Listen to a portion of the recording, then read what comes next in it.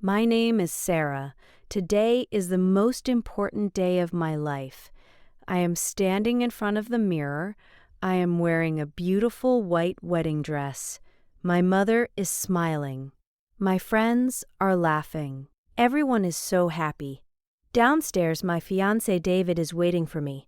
He is a good man. He loves me very much. He thinks I am the perfect woman. But he is wrong. I look at my face in the mirror. I am crying. My mother says, "Don't cry, Sarah. These are happy tears." But she does not know the truth. I am not crying because I am happy. I am crying because I am terrified. I have a secret, a very dark secret. Inside my bag, there is a pregnancy test. It has 2 lines. Positive. I am pregnant. David wants a baby. He will be so happy when I tell him, but I cannot tell him, because the baby is not his. The baby belongs to Jack. Jack is my ex-boyfriend, and Jack is sitting in the wedding hall right now. I am going to marry David, but I am carrying another man's baby. This is my story. This is the story of a big mistake. Let me tell you how this happened.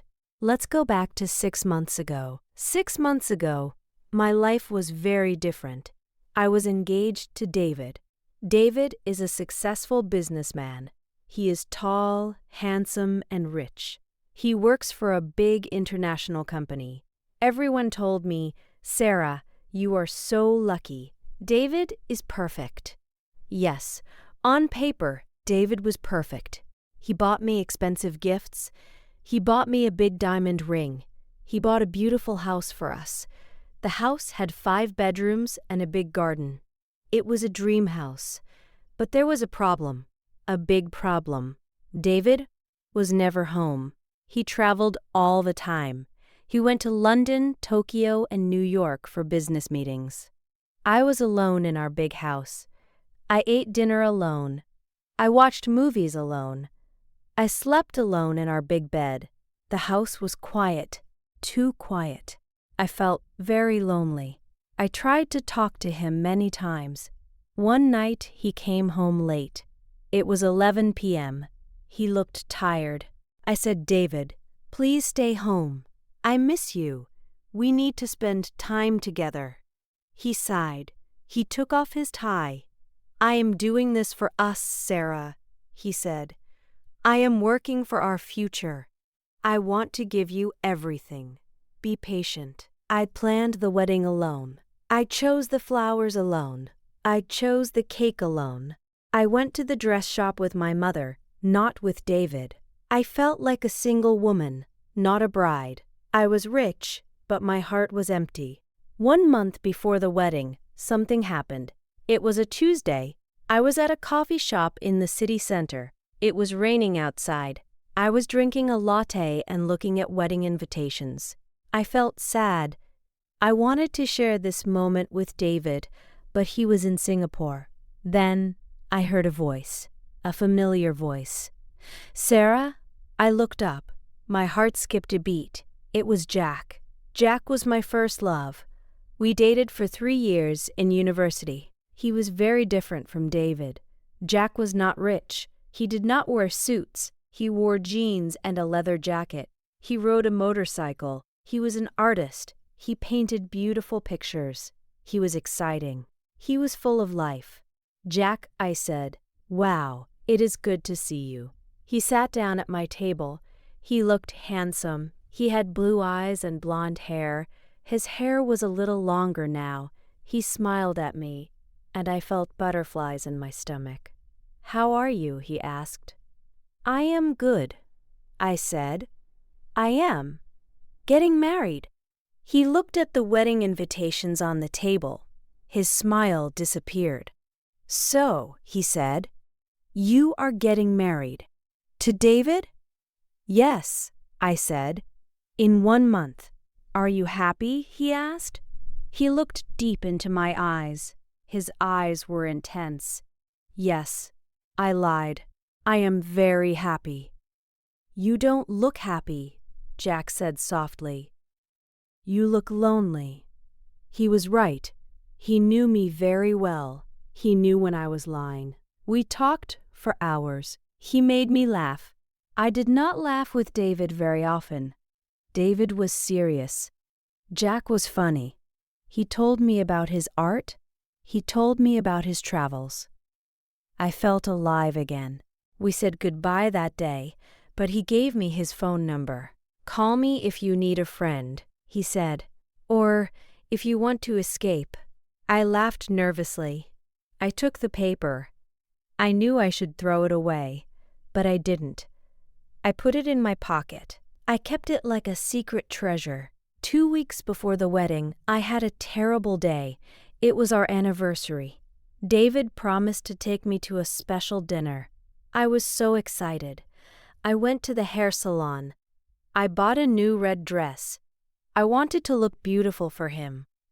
I waited for him at the restaurant. At 7 p.m., he called me. "Sarah, I am sorry," he said. His voice was stressed. "I am stuck in a meeting. I have to fly to Germany tonight. I cannot come to dinner." I was shocked.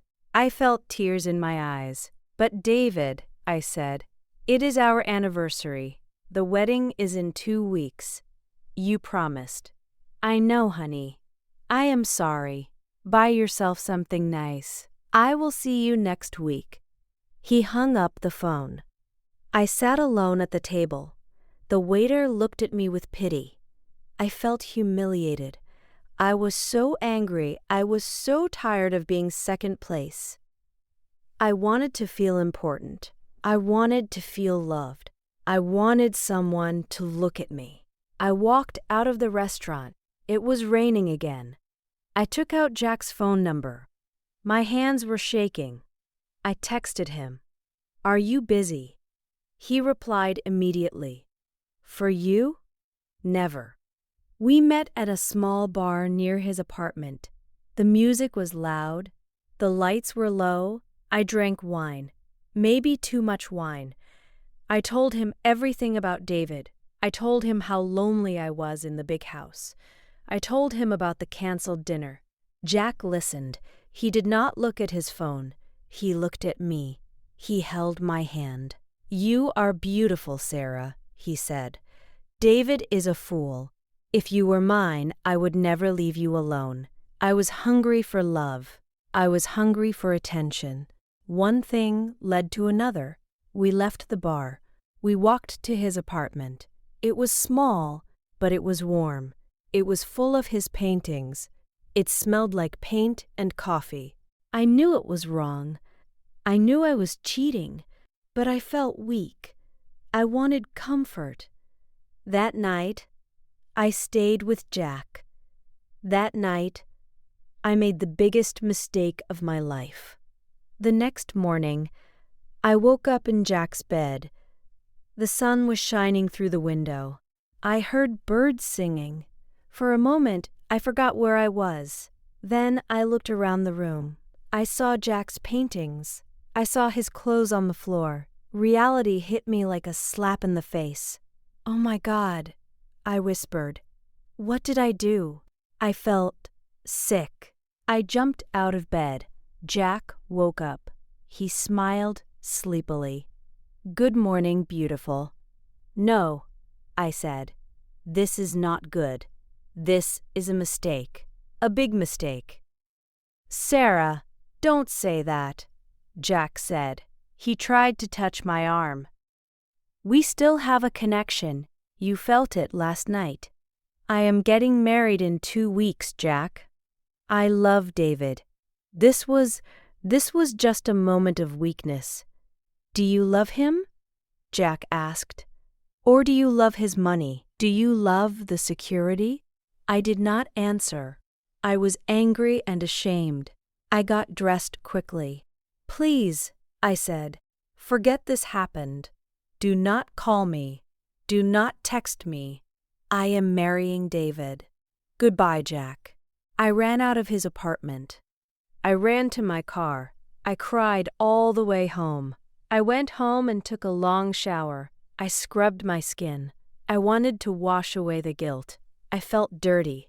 I felt terrible. David came back from Germany 3 days later. He brought me a diamond necklace. It was beautiful. "I am sorry about dinner," he said. He kissed me. "I love you, Sarah. You are my life." I looked at his kind face. I felt like a monster. I decided to bury the secret. I would be the best wife. I would make him happy. I would forget Jack. I would never tell anyone. The wedding preparations continued. I was very busy with the dress, the guests, and the food. But something was wrong with my body. 2 days before the wedding, I woke up and ran to the bathroom. I was vomiting. Maybe it is stress, I thought. Every bride is stressed. But the next morning, I was sick again. And then I remembered. My period was late. A cold fear grabbed my heart. "No," I whispered. "Please, no." I went to the pharmacy. I wore big sunglasses so nobody would recognize me. I bought a pregnancy test. I went home and locked the bathroom door. My hands were shaking so much I almost dropped the box. I waited for 3 minutes. Those 3 minutes felt like 3 years. I prayed to God, "Please let it be negative. Please." I looked at the stick. 2 pink lines. Positive, pregnant. At first, I smiled. A baby. I always wanted a baby. David always wanted a baby. Then I looked at the calendar on the wall. I counted the days. David was in Germany and Japan for the last month. We were not intimate for 4 weeks before he left. I counted again. The date of conception was exactly 2 weeks ago, the night I was with Jack. I sat on the cold floor. I could not breathe. The room was spinning. The baby was not David's. The baby was Jack's. What could I do? If I tell David the wedding is over, he will leave me. His family will hate me. My family will be ashamed. Everyone will know I am a cheater. If I tell Jack, he will want to be the father. He will come to the wedding and stop it. He will ruin everything. I touched my stomach. There was a tiny life inside me, a life that started from a mistake. I looked at myself in the mirror. "You are a liar, Sarah," I said. But I made a decision. I had to protect my secret. I had to protect my future. "This is David's baby," I said to myself. I will make myself believe it. Now we are back to the present moment, the wedding day. I wipe my tears. My mother knocks on the door. "Sarah, are you ready? It is time." I put the pregnancy test deep in my bag. I put on my veil. I look in the mirror one last time. "You have to do this," I tell myself. "You cannot destroy David's life. You cannot destroy your family." I walk down the stairs. The music starts playing. Everyone stands up. I see David at the end of the aisle. He looks so handsome in his black suit. He is smiling. He is crying happy tears. I walk towards him. I smile, but my smile is fake. My legs feel heavy. Then I see him, Jack. He is sitting in the back row. He was invited because he is a family friend of my cousin. I forgot he was invited. Jack looks at me. He looks sad. He looks angry. Does he know? Can he see the guilt in my eyes? He does not know about the baby. Nobody knows. I reach the altar. The priest speaks. The church is quiet. "Do you, Sarah, take David to be your husband?" My heart is pounding. Boom, boom, boom. I feel like everyone can hear my heart. I look at David. I look at my stomach. I look at Jack. "I do," I say. My voice is shaking. We exchange rings. David kisses me. Everyone claps. I am married. I am safe. But I am living a lie. Life after the wedding was strange. David was the happiest man in the world. He was a good husband. 2 weeks later, I told him the news. We were at dinner. "David, I have news," I said. "I am pregnant." He screamed with joy. He jumped up and hugged me. He spun me around. A baby! We are going to have a baby. Sarah, you made me the happiest man alive. He called his parents immediately. Mom, Dad, Sarah is pregnant. He was so proud. Then he asked, Wait, the doctor said you are 4 weeks pregnant? But I was away. I froze. My blood turned cold. I had to think fast. The doctor said the dates are confusing, I lied. Doctors calculate from the last period, not from the date of conception. It is complicated. Or maybe it happened right before you left. David paused. He looked at me. Then he smiled. He did not care about the math. He trusted me completely. It doesn't matter. He said, It is a miracle. Our miracle. Jack called me one day. I heard you are pregnant, he said. His voice was cold. Yes, I said. Sarah, is it mine? My hands started to sweat. No, I said firmly. Of course not. It is David's. The timing is suspicious, Sarah. We were together 2 weeks before the wedding. It is David's baby, Jack. Never ask me that again. I am a married woman now. Leave me alone. I hung up the phone. I blocked his number. I was terrified. I changed my phone number the next day. 9 months passed very slowly. I was scared every day. I looked at baby pictures on the internet. What if the baby looks like Jack? Jack has blonde hair and blue eyes. David has black hair and dark eyes. Genetics are complicated, but usually dark hair is dominant.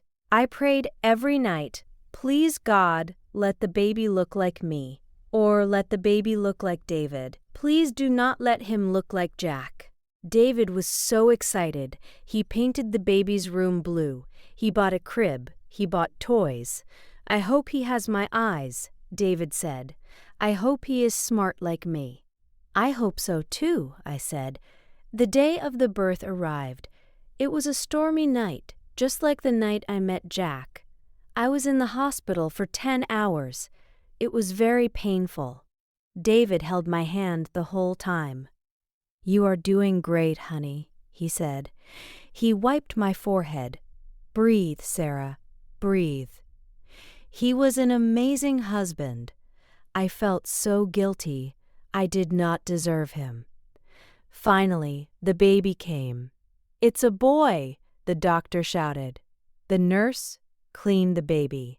She wrapped him in a blue blanket. She gave him to me. I looked at my son. He was small and beautiful. I looked at his hair. It was very light, almost blonde.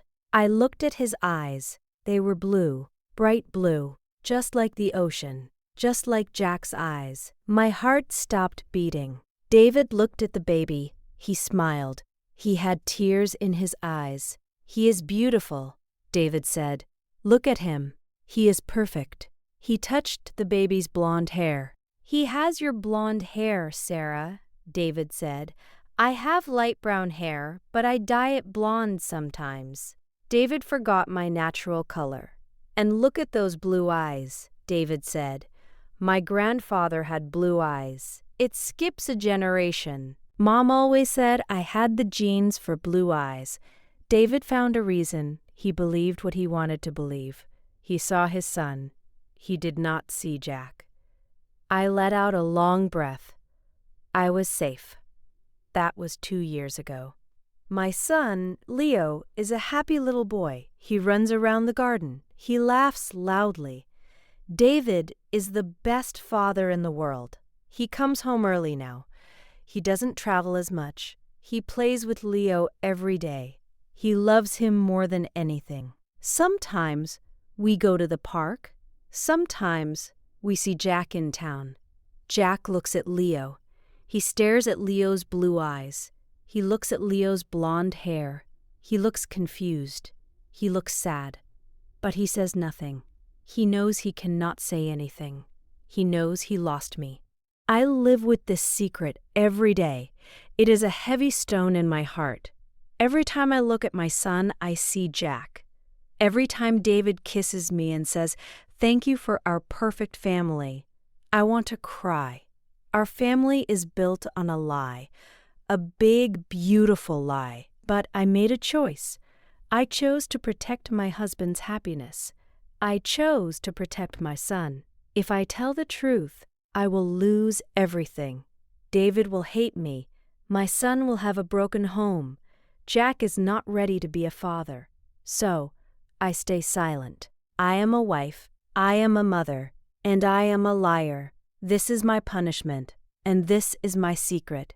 Thank you for listening to my story. I hope you never have to keep a secret like mine. Goodbye.